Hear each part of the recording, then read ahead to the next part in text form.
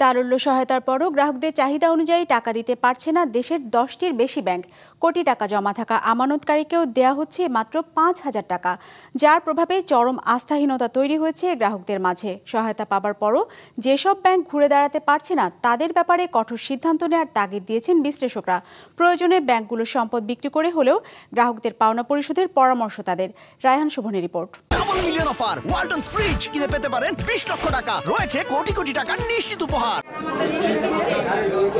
প্রথম দেখায় মনে হতে পারে এটি কোনো মাছের বাজার কিংবা ত্রাণ বিতরণের লম্বা লাইন। তবে ত্রাণ নয়, নিজেদের পাওনা বুঝে পেতে গ্রাহকরা ভিড় করেছেন মতিঝিলের দিলকুশার ফার্স্ট সিকিউরিটি ইসলামী ব্যাংকের এই শাখায়, যাদের মধ্যে কেউ আমানত রেখেছেন কোটি টাকার, কেউ বা লাখ টাকা, কিন্তু পাচ্ছেন না 5,000 টাকার বেশি।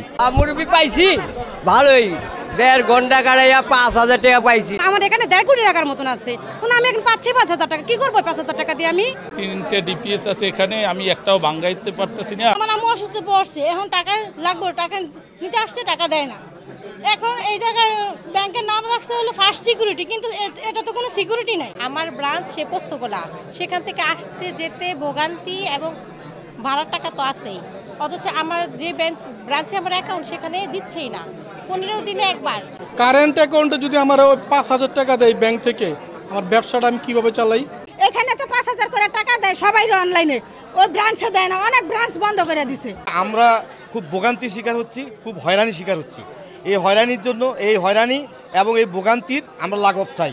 ফার্স্ট সিকিউরিটির মতো একই অবস্থা আরেক শরিয়া ভিত্তিক ব্যাংক সোশ্যাল ইসলামী ব্যাংকের, যাদের ব্যাংকে মোট আমানতের পরিমাণ 32,000 কোটি টাকার উপরে।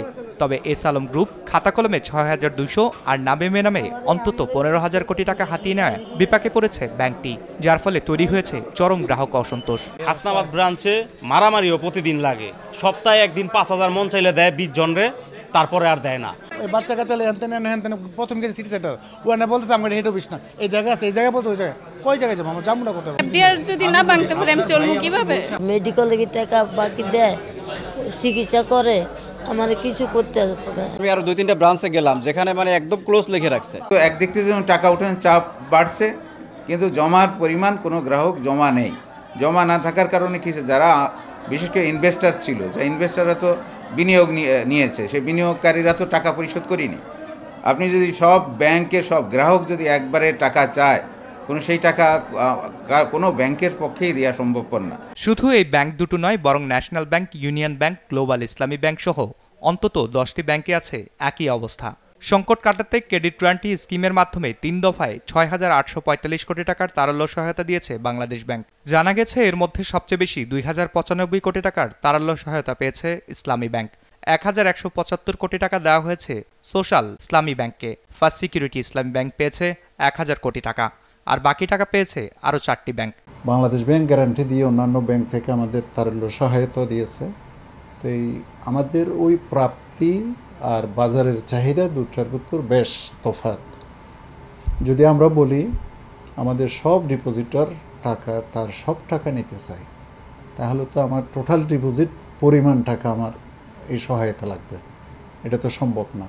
সহজ হিসাব, 20% ডিপোজিটের বিপরীতেও যদি সবাই টাকা নিতে আসে, কোনো ব্যাংকের পক্ষে, আমাদের ব্যাংক না, বাংলাদেশে না পৃথিবীতেও কোনো ব্যাংকের পক্ষে এট এ টাইম এই টাকা তাকে দেওয়া সম্ভব না। তবে বিশ্লেষকরা বলছেন, তারল্য সহায়তা পাবার পরেও যেসব ব্যাংক ঘুরে দাঁড়াতে পারছে না তাদের ব্যাপারে নিতে হবে কঠোর সিদ্ধান্ত।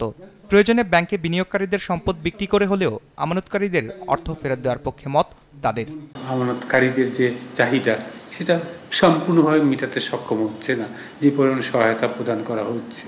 কাজেই এই সহায়তাটুকু প্রদানের মাধ্যমে যেগুলো ব্যাংক নিজের পায়ে দাঁড়িয়ে যেতে পারবে সেগুলোকে হয়তো আপনি নিজের পায়ে দাঁড়ানোর জন্য দিলেন, কিন্তু যেগুলো সেটা পারবে না সেগুলোর ক্ষেত্রে আপনাদের একটা হার্ড সিদ্ধান্ত নেওয়া প্রয়োজন। আপনি যদি এগুলো তার নিজের পায়ে নাই দাঁড়াতে পারে, তাহলে এদের পিছনে অর্থ ঢেলে তো কোনো লাভ হবে না।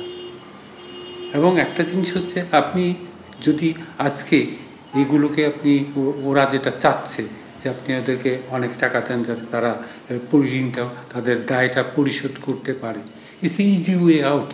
যেভাবেই হোক, মার্জারের মাধ্যমে হয় বা লিকুইডেশনের মাধ্যমে হোক, তাদের অ্যাসেটগুলো ব্যবহার করে আমানতকারীদের যে আমানত সেটা পরিশোধ করা উচিত।